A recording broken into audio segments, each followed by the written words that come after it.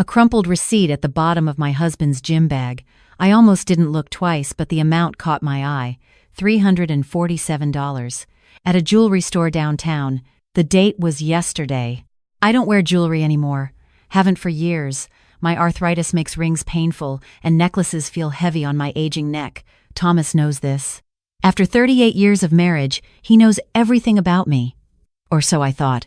I smoothed out the receipt on our kitchen counter, my reading glasses sliding down my nose. Custom engraving. M plus someone.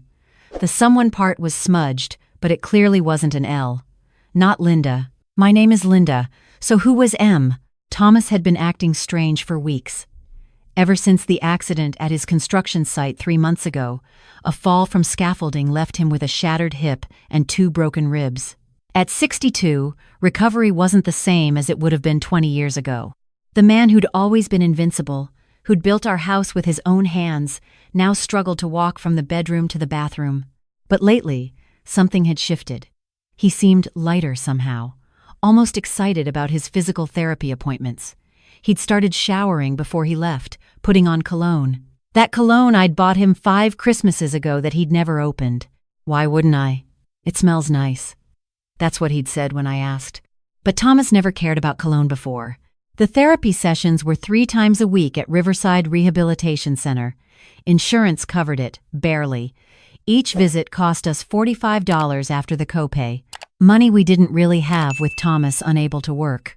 I'd picked up extra shifts at the library where I'd worked part-time for the past decade, but it wasn't enough. We'd already dipped into our retirement savings twice. So who was this $347 gift for? And why was my husband, who couldn't afford his own medical bills, spending money we didn't have on jewelry for someone whose name started with M? I sat down at the kitchen table. The same table where we'd shared thousands of meals, where our daughter Margaret had done her homework, where we'd planned our modest life together. My hands were shaking. Not from the arthritis this time. Margaret.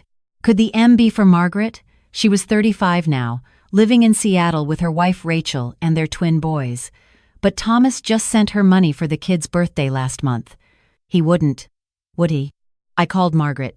Straight to voicemail. Of course. She was probably at work, managing that tech startup she'd joined. My brilliant daughter who'd made something of herself despite us never having money for college. She'd done it through scholarships and determination and working 3 jobs. Mom, where are you? That's what she always said when she was little and couldn't find me, even if I was just in the next room. I texted her instead. Did Dad mention anything about a gift recently?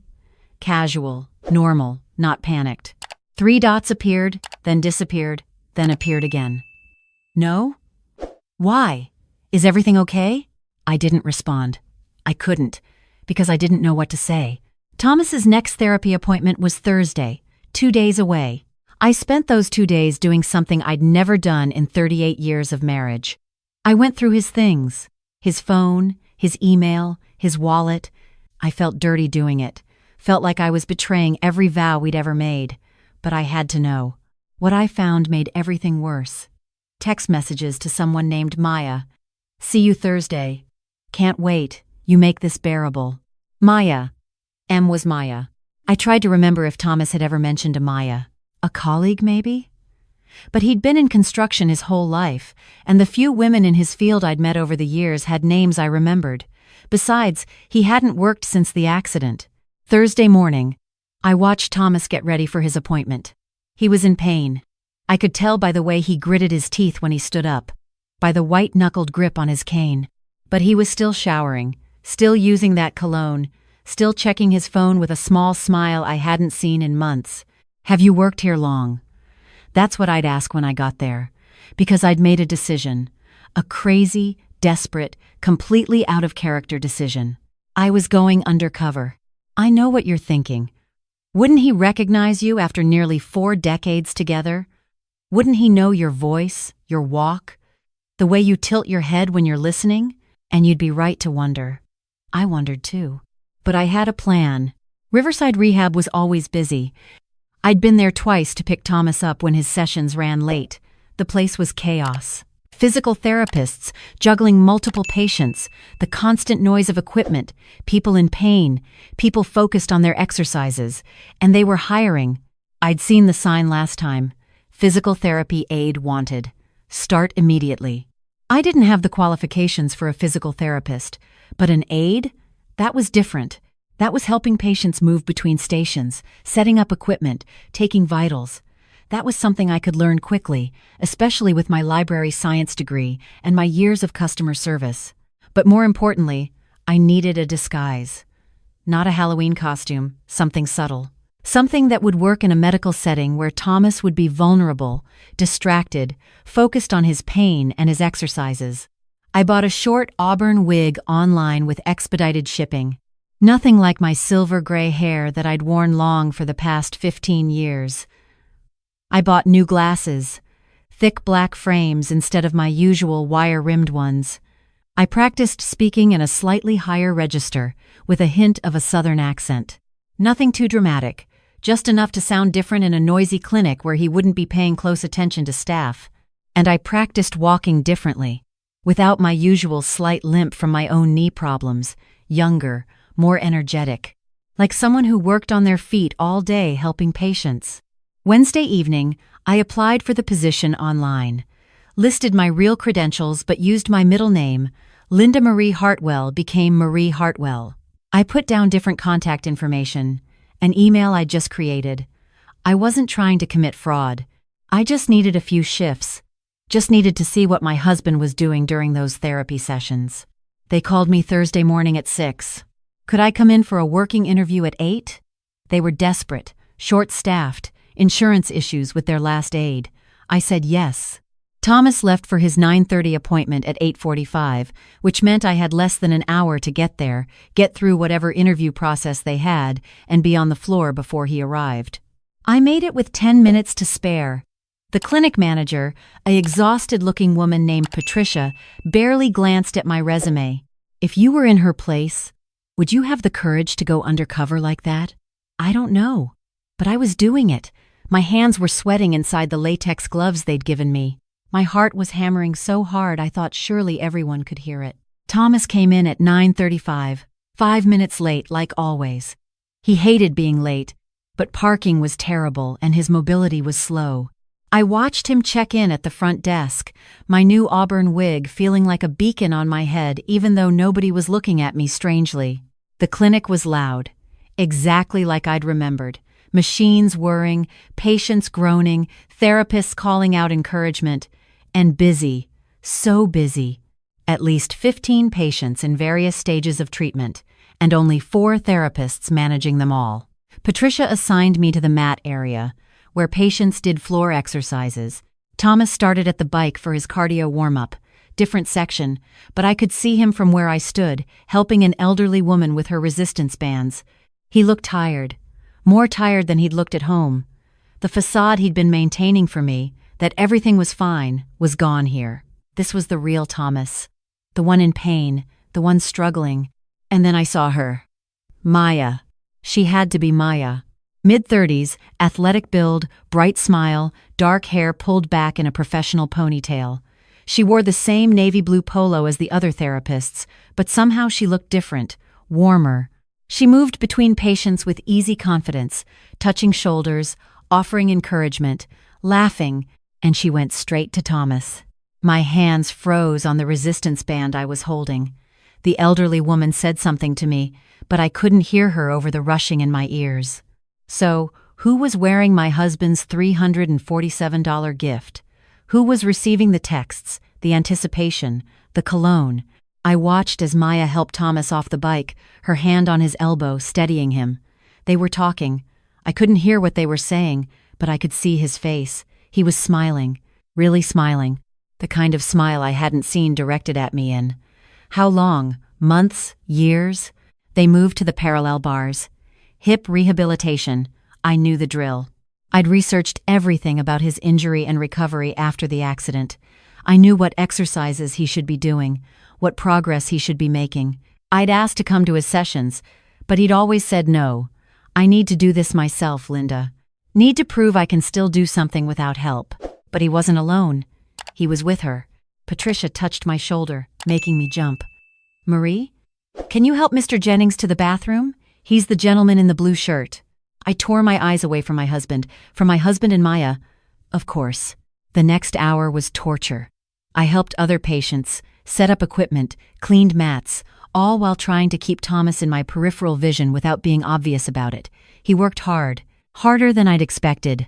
The exercises clearly hurt, but he pushed through, with Maya encouraging him every step. And then, at 10:45, their session was supposed to end, but they didn't leave. Maya led him to a quiet corner, away from the main therapy area, a small office with glass walls. I pretended to organize towels on a shelf nearby, my heart hammering. I couldn't hear through the glass, but I could see. They were looking at something on Maya's phone. Thomas was nodding, pointing. Maya was writing something down. They looked conspiratorial, like they shared a secret. The text messages made sense now. The jewelry made sense. Everything made sense except the one question I was terrified to answer. How long had this been going on? I wasn't going to find out by watching. I set down the towels and walked toward the office, knocking lightly on the doorframe. Maya looked up with that bright smile. Can I help you? Up close, she was even younger than I'd thought. Maybe 30. 30 years younger than me. Everything I wasn't anymore.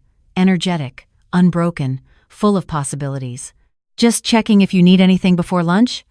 My voice came out steady, southern accented, nothing like my own. Thomas didn't even look up from the phone. Why wouldn't I? This was my husband. The man I'd built a life with. The man I'd trusted completely until 3 days ago when I found that receipt. We're good, thanks, Maya said warmly. Then, to Thomas. So, we're set for next week then? Tuesday instead of Thursday? Tuesday's perfect, Thomas said, still not looking at me. Why would he? I was just staff, just help, invisible in my auburn wig and black-framed glasses.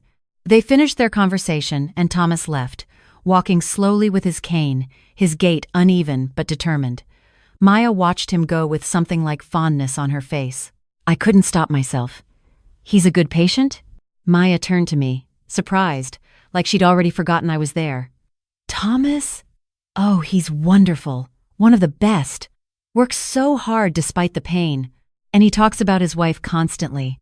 It's actually kind of adorable. The world tilted slightly. His wife? Linda. They've been married almost 40 years. Can you imagine? He showed me their wedding photos last week. He's planning this whole surprise for her. It's so sweet. Maya's face softened. I hope when I'm their age, my partner still looks at me the way he talks about her. I managed to nod, to mumble something appropriate, to walk away on legs that felt like they belonged to someone else. He talks about his wife constantly. He's planning this whole surprise. The jewelry wasn't for Maya. The texts weren't romantic. The cologne, the excitement, none of it was about another woman. But then what was it about? And why all the secrecy? I finished my shift in a daze. Patricia thanked me, said they'd love to have me back. I said maybe, not committing, just needing to get out of there, to process, to think. I beat Thomas home by 20 minutes. Enough time to remove the wig, change clothes, put my regular glasses back on, to become Linda again instead of Marie. He came in the back door at 1:15, exhausted, leaning heavily on his cane. I was making lunch, grilled cheese sandwiches, his favorite. How was therapy? I asked, keeping my voice normal. Good. Hard, but good. He eased himself into a chair at our table, wincing. Maya says I'm making real progress. There it was. Maya. He said her name so casually, like I'd known about her all along. Maya? I kept my voice neutral, spreading butter on bread. My physical therapist. I've mentioned her, haven't I? He hadn't. Not once in 3 months of therapy. But I nodded anyway. Because what else could I do? She's really good at her job, he continued. Knows exactly how far to push without causing real damage. And she listens. Really listens when I talk about. He trailed off. About what? He looked at me then. Really looked at me. And I saw something in his eyes I couldn't quite identify. Guilt? Sadness? Love? Nothing important. Just about recovery goals. He was lying. After 38 years, I could tell when he was lying. But so was I, standing in our kitchen pretending I hadn't spent the morning disguised as a physical therapy aide, spying on my own husband. That night, I couldn't sleep. Thomas snored softly beside me, the sound I'd fallen asleep to for nearly 4 decades. I stared at the ceiling, running everything through my mind. The jewelry, the texts, Maya's words. He's planning this whole surprise. What surprise? And why couldn't he just tell me? I thought about our marriage. 38 years. We'd been so young when we met, 22 and 24. He was working construction, saving money. I was finishing college, dreaming of becoming a librarian at a big city library. We met at a friend's barbecue. He'd made me laugh. That was the first thing I remembered about him, his terrible jokes that somehow weren't terrible when he told them. We'd built everything together. This house, our life, Margaret. We'd survived his father's death, my mother's Alzheimer's, Margaret's rebellious teenage years, financial struggles, health scares, everything. But somewhere along the way, had we stopped really seeing each other? When had we last had a conversation that wasn't about bills or Margaret or whose turn it was to take out the trash? When had we last surprised each other with anything more exciting than remembering to buy the right brand of coffee? I got up quietly, careful not to wake him, and went to the kitchen, made myself tea, sat at our table in the dark. The receipt was still in my purse. I'd put it there after finding it, unable to throw it away, unable to confront him about it. $347 for jewelry with custom engraving. M plus someone. What if? I pulled out my phone, typed custom jewelry engraving into Google, started reading. Most jewelers charged by the letter. Complex engravings cost more. But what would cost $347? My phone buzzed. A text from Margaret, finally responding to my message from 2 days ago. Mom, sorry for the delayed response. Dad hasn't mentioned a gift. Are you sure everything's okay? You sound worried. I started to type a response, then deleted it. Started again. Deleted again. How did you tell your daughter you'd gone undercover at your husband's physical therapy clinic because you'd found a jewelry receipt and lost your mind? Instead, I wrote, everything's fine, sweetheart. Just planning ahead for Christmas. It was May. The next Tuesday, Thomas's schedule changed. He mentioned it casually over breakfast. My appointment's at 3 today instead of 9:30. Maya had to switch some things around. Tuesday instead of Thursday. Maya had asked about that. This was the appointment they'd been planning in that glass office while I'd stood outside pretending to organize towels. Want me to drive you? I offered. No need. I can manage. He smiled at me, but it didn't reach his eyes. Actually, this session might run long. Maya wants to try some new exercises. Could be 5, maybe 6 o'clock before I'm home. A 3 o'clock appointment running until 6? That was 3 hours for a 90-minute session. After he left, I sat in our living room, staring at the wall where our wedding photo hung. We looked impossibly young.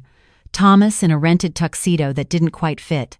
Me in my mother's wedding dress, altered to be less formal, more suitable for our modest ceremony at the courthouse with 20 people in attendance. We'd been so happy, so sure we'd figured out the secret to life, love and commitment and showing up every day. That was all it took. Wasn't it? I picked up my phone, called Riverside Rehab. Patricia answered. Hi, this is Marie Hartwell. I did a working interview last Thursday. I was wondering if you had any shifts available this afternoon. I could hear the relief in Patricia's voice. Oh, Marie, yes. Actually, we're desperate. One of our aides called in sick. Could you come in at 2:30? I could. The auburn wig, the black-framed glasses, the slightly higher voice with its southern lilt. Marie Hartwell was back. I arrived at 2:15. Signed in. Put on the navy blue polo they provided for staff, latex gloves, name tag that said Marie PT Aide. Thomas arrived at 2:55, 5 minutes early this time. He checked in, was directed to the changing room, standard protocol for the later sessions when they did more intensive exercises.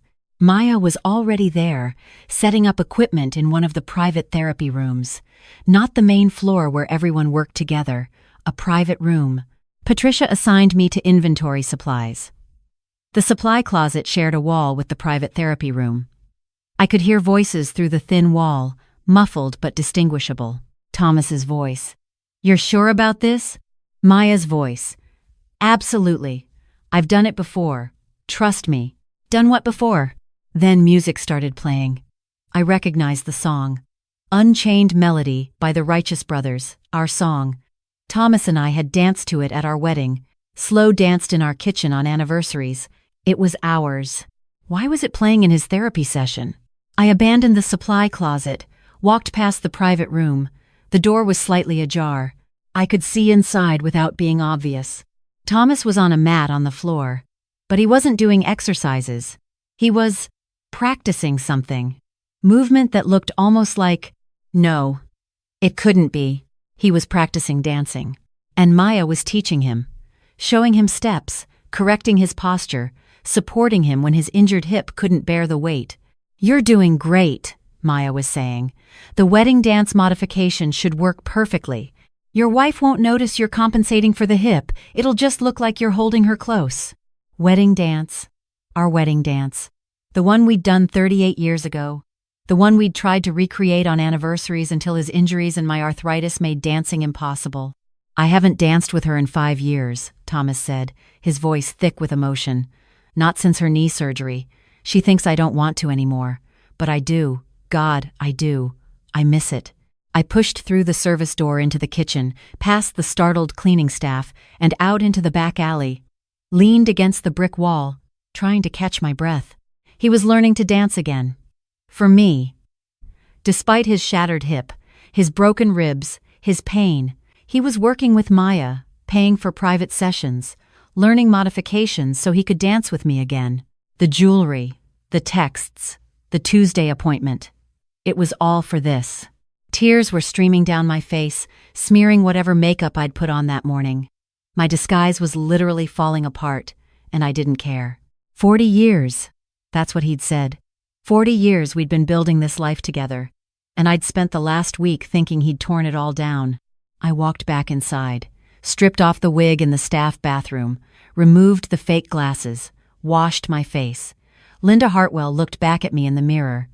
60 years old, gray hair, wrinkles, arthritis, and a husband who loved me enough to learn to dance again despite being in constant pain. I found Patricia at the front desk. "I need to go. Family emergency." She looked concerned, but I was already leaving, still wearing the navy blue polo, my own face on display, not caring if Thomas saw me because I needed to get home, needed to process, needed to understand what I'd almost destroyed by not trusting. I sat down my tray. Except there was no tray. Wrong memory. I was mixing up my disguise with reality. I sat in my car in the parking lot and cried like I hadn't cried in decades. The jewelry wasn't for another woman. The M wasn't Maya. The M was me. M plus L. Maya and Linda. No, that didn't make sense either. I drove home, made dinner, set the table. Put on the dress Thomas had always liked, the blue one with small flowers, waited. He came home at 6:15, walking better than he had in weeks, his face flushed with exertion but also with something else. Pride. Accomplishment. "Sorry I'm late," he said, kissing my cheek. Session ran over. "It's okay," I managed. "How was it?" "Exhausting. But good, really good." He looked at me then, really looked, and frowned. "Have you been crying?" "Allergies, I lead." We ate dinner. Made small talk. The same small talk we'd been making for years. Comfortable. Safe. Boring. After dishes, Thomas went to his workshop in the garage, his sanctuary, the place he'd built furniture when we were young and couldn't afford to buy it. The place he'd escaped to when life got overwhelming. I followed him. Something I rarely did. His space was his space. He was standing at his workbench, looking at something. When he heard me, he tried to cover it, but I'd already seen a wooden box, beautifully crafted. On the lid, burned into the wood, L plus T, 38 years, forever. Not M plus someone, L plus T, Linda plus Thomas. "It's not finished," he said quietly. "I was going to give it to you at dinner on Friday. Our anniversary dinner." Our anniversary. I'd forgotten. Not forgotten, exactly. but it had become just another date on the calendar, another year marked and moved past. When had that happened? "What's in it?" I whispered. He opened the lid.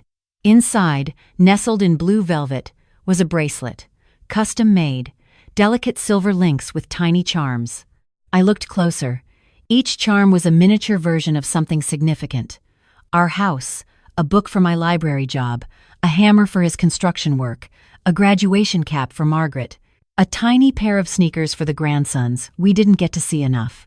And in the center, the largest charm, 2 figures dancing. $347, I said without thinking. He looked startled. "How did you—" Then understanding dawned. "You found the receipt." I nodded, unable to speak. I hid it in my gym bag. "Thought you'd never look there." He laughed, but it was hollow. "Linda, this was supposed to be a surprise. For Friday, I wanted to give you something meaningful. To show you that I still see you. That these 38 years, they matter. They're everything." "The dancing," I said. "You're learning to dance again." Now he looked truly shocked. "How?" "I was there. At your session. Today and last Thursday." The words tumbled out. I disguised myself as a physical therapy aide because I found the receipt and the texts to Maya, and I thought I couldn't finish. Couldn't say out loud what I'd thought. Thomas sat down heavily on his workshop stool. "You thought I was having an affair. I didn't want to think it. But the evidence. I'm sorry. I'm so sorry. I should have just asked. Should have trusted you." "I gave you reason not to," he said quietly. "All the secrecy. The lying about where I was going, how long sessions took. I was trying to surprise you, but I hurt you instead." We sat in silence. 38 years of marriage contained in that silence. All the good and the bad, the fights and the forgiveness, the joy and the grief. "The jewelry charm," he finally said. "The dancing figures. Maya helped me design it. She has a friend who does custom work. I told her I wanted to give you something that showed I haven't forgotten. What we were. What we still are. You're in pain," I said. "Constant pain. And you're spending money we don't have. And you're learning to dance. All for me. Not all for you." He looked at me, and I saw tears in his eyes. "For us.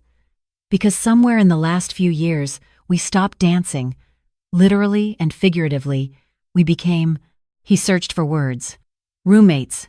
Comfortable. Safe. And I don't want safe, Linda. I want you. I want us. The way we were when we were young and stupid and so in love we didn't care that we had nothing." My phone buzzed. A text from Margaret. "Mom, seriously, are you okay? Your Christmas planning in May message has me worried." I showed Thomas. He laughed. Really laughed. "You told her you were planning for Christmas?" I panicked. What was I supposed to say? That I'd lost my mind and gone undercover at your rehab clinic? You could have led with that, actually. It's a much better story. We laughed together then, the kind of laughter that comes from relief and absurdity and love, the kind we hadn't shared in far too long. "I'm sorry," I said again. "For not trusting. For spying. For loving me enough to care if I'd stopped loving you." He stood up, wincing but determined, and pulled me close. "Don't apologize for that. Apologize for the terrible wig, though. Auburn? Really?" It was expedited shipping. I didn't have many options. "Marie Hartwell," he said, shaking his head. "Southern accent? I'm a librarian. I'm very good at research and character development." He kissed me then. Not the perfunctory kiss of habit, but the real thing. The kind of kiss that reminded me why we'd started this journey together 38 years ago. "Friday," he said when we finally broke apart. "Our anniversary dinner. I made reservations at Rossini's, the place where I proposed. And after dinner, if you'll let me, I'd like to dance with you. My hip will protest, your knee will complain, but I don't care. Maya taught me modifications. We can do this." "We can do this," I agreed. That night, we talked. Really talked. Not about Bill's or Margaret or whose turn it was for anything. We talked about us. About how we'd let life crowd out love. About how we'd stopped seeing each other somewhere along the way, had become the furniture in our own lives, necessary but unnoticed. Thomas told me about the accident, how scared he'd been, not of dying, but of becoming a burden, of me having to take care of him. of losing his independence and his purpose. I told him about the fear I'd carried for years, that he'd wake up one day and realize he'd married someone ordinary, someone who'd never quite achieved her dreams, who'd settled for a quiet life when she'd once imagined adventures. "You are my adventure," he said. "Every single day with you has been exactly where I wanted to be." Friday came. I wore my good dress, the one I'd saved for Margaret's wedding. Thomas wore his suit, the one we'd bought for that same occasion. He looked handsome, distinguished in his silver hair and trimmed beard. Rossini's looked exactly the same as it had 38 years ago when he'd proposed over dessert, the ring hidden in a piece of tiramisu that I'd almost eaten before he could stop me. Same red tablecloths, same candles, same music playing softly in the background. He gave me the box first, the wooden one with our initials burned into the lid. I cried when I opened it, when I saw each tiny charm, each one a piece of our life together. He fastened the bracelet on my wrist, his fingers shaking slightly, whether from nerves or his injuries, I couldn't tell. Then he pulled out an envelope. One more thing. Inside were travel confirmations. A trip to Italy. 3 weeks. Florence, Rome, Venice. The trip I'd dreamed about since college when I'd taken that art history class and fallen in love with Renaissance paintings. The trip we'd never taken because there was always something more important. Margaret's education, house repairs, medical bills, how I started, the overtime. Before the accident, I've been saving for 2 years, and Maya helped me apply for disability benefits I didn't know I qualified for. Turns out construction workers who fall from scaffolding get compensation. Who knew? He smiled. It's enough, for this trip and for us to be okay while I recover fully. But the intention was pure. The love was real. The man sitting across from me had spent 2 years saving in secret, had learned to dance despite pain, had commissioned custom jewelry, had planned a dream trip, all to show me that 38 years hadn't dulled his love. It had deepened it. After dinner, the restaurant cleared a small space. They knew we were coming. Thomas had arranged everything. Unchained Melody started playing. Our song. He stood, offered his hand. I took it. We danced. Not well. Not like we had 38 years ago when we were young and unbroken. His hip couldn't support him fully, so he leaned on me. My knee protested every turn, so we moved slowly, but we danced. And I realized something as we swayed together in that small Italian restaurant where our forever had begun. Love isn't about grand gestures, it's about showing up, again and again. Through pain and doubt and years that make you forget why you started, it's about a man who learns to dance again because he remembers how his wife smiled when they used to. It's about a woman who loves him enough to disguise herself as someone else rather than simply asking a question. It's imperfect and messy, and sometimes you get it wrong. But after 38 years, after all the misunderstandings and the silence and the secrets, we show up. We sat there until the stars filled the sky, making plans for Italy, for physical therapy, for retirement, for growing old together in better ways than we'd been doing. Thomas held up his wine glass. To us. To Linda plus Thomas. To 38 years down and forever to go. I touched my glass to his, the tiny charms on my new bracelet chiming softly. To forever. And I meant it. Despite everything, because of everything, I meant it.